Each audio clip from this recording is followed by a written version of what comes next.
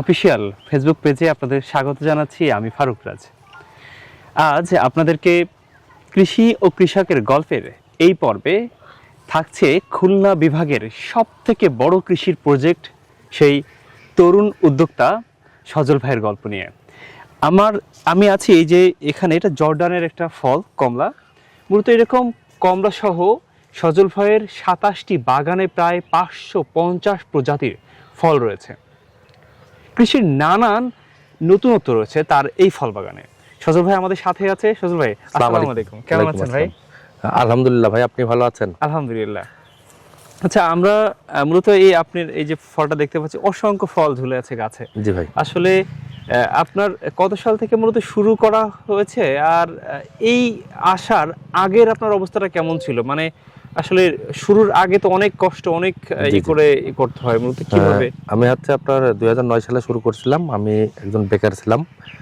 প্রথমে আমি 3.5 বিঘা পেয়ারা আর 3.5 বিঘা বড় দিয়ে আপনার শুরু করছিলাম।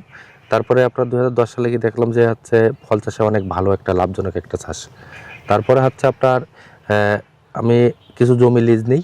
জমি লিজ নিয়ে প্রথমে 10 বিঘা মতন আবার নতুন করে যে বাড়ি ওয়ান যে সবুজ মালটাটা আর আপনার পেয়ারা চাষ করি। আমরা বেশিরভাগই মিশ্র বাগান করি। তা দেখলাম যে মালটা ওই সময় আপনার ফলনও খুবই ভালো হচ্ছিল। তারপরে আপনার বাজারও ভালো ছিল। ওই সময় আমরা 130 টাকা 40 টাকা কেজি মালটা বিক্রি করতে পেরেছি। আর ওই সময় আপনার লেবার খরচ, সার খরচটা একটু কম ছিল। কিন্তু আস্তে আস্তে দেখছি যে বাড়ি ওয়ান মালটাতে ড্রাই ব্যাগ লেগে যায়। এমনি 6 বছর পর থেকে ওর ডাল শুকায় যায়। তারপরে গাছে অনেক রোগ আসে। তারপরে আমরা কি করলাম যে আমাদের যে বাইরের থেকে যে কমলাগুলো বেশিরভাগই বাইরের থেকে আসে। তারপরে আমি বিভিন্ন দেশ থেকে বিভিন্ন প্রবাসী ভাইদের মাধ্যমে বিভিন্ন জাত সংগ্রহ করলাম। করার পরে আমাদের সাউথ আফ্রিকার কমলা, এই যে এটা জর্ডানের একটা ভ্যারাইটি, এটা আবু ইউসুফি কমলা।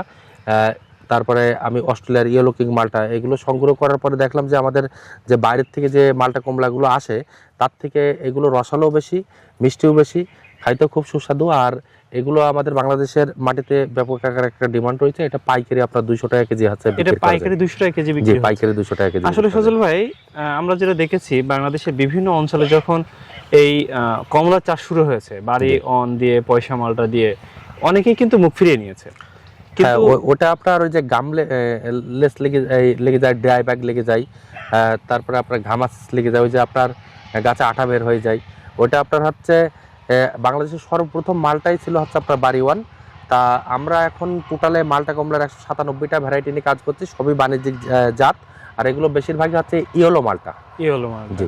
মানে আমরা আপনার এতটুকু যে আপনি 297টা আপনার এই মালটার ভ্যারাইটি আছে। 197টা আমার মালটা কমলার ভ্যারাইটি আছে। 197টা মালটা ভ্যারাইটি আছে আপনার এই বাগানে, যেগুলো বিশ্বের দামি দামি ভ্যালেন্সিয়া গ্রুপের, সেগুলো আছে।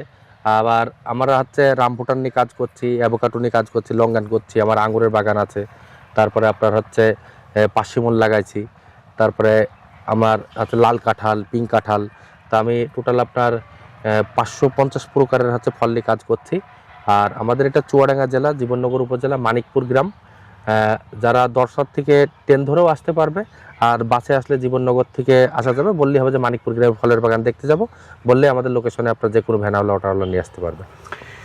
আসলে 27টা বাগান একসাথে ছোট্ট ভিডিওতে দেখানো মানে অসম্ভব ব্যাপার। আপনাদের অনেক সময় লেগে যাবে, ধৈর্যের ব্যাপার আছে।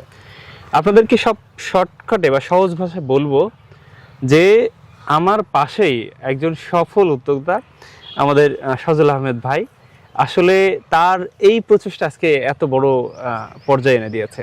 আপনারা যদি কেউ চাষাবাদ করতে চান, এক জায়গায় পড়ে থেকে নয়, নতুনত্ব নিয়ে আসেন। নতুনত্ব শিখতে হলে, জানতে হলে সজল ভাইয়ের কাছে আসেন। অসংখ্য প্রজাতির তার কাছে এরকম কৃষির নতুনত্ব যে চাষাবাদগুলো সেগুলো আছে। আপনারা জানেন যে লাল রক্তের মতো লাল কাঁঠাল, তারপর লাল তেঁতুল আছে। তারপরে এখানে যে জাফরান যে ফলটা সেটা আছে। মানে এরকম শুধু একটা দুইটা না, অসংখ্য আছে। আপনারা দেখতে হলে একটু সময় নিয়ে আসবেন। আর সজল ভাইয়ের পেজ আছে, আমরা নাম্বারটি আপনাদের এখানে দিয়ে দিয়েছি। আপনারা এই নাম্বারে বা এই ঠিকানায় যোগাযোগ করবেন, আপনারা অনায়াসে সজল ভাইয়ের সাথে যোগাযোগ করতে পারবেন, এখানে আসবেন। আর আরেকটা জিনিস বলে রাখি, আপনারা যারা আসবেন, যদি ফলের সময় সবসময় তো কোনো না কোনো ফল থাকে, এখানে আসলে কিন্তু ভালোবাসার সাথে এই ফলগুলো খাইতে পারবেন।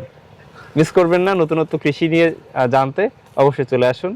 তো সুপ্রভাত ঢাকার কৃষি ও কৃষকের পর্বের এই গল্পের আমাদের সজল ভাইকে আমাদের পক্ষ থেকে আমরা শুভেচ্ছা জানাচ্ছি, অভিনন্দন জানাচ্ছি, এবং নতুন যারা চাষাবাদ করতে চান তাদের জন্য অনেক বড় অনুপ্রেরণার এই সজল আহমেদ ভাই। আজ এই পর্যন্তই, দেখা হবে নতুন কোনো অনুষ্ঠানে, নতুন কোনো পর্বে। সেই পর্যন্ত আপনারা সুস্থ থাকুন, ভালো থাকুন, আল্লাহ হাফেজ।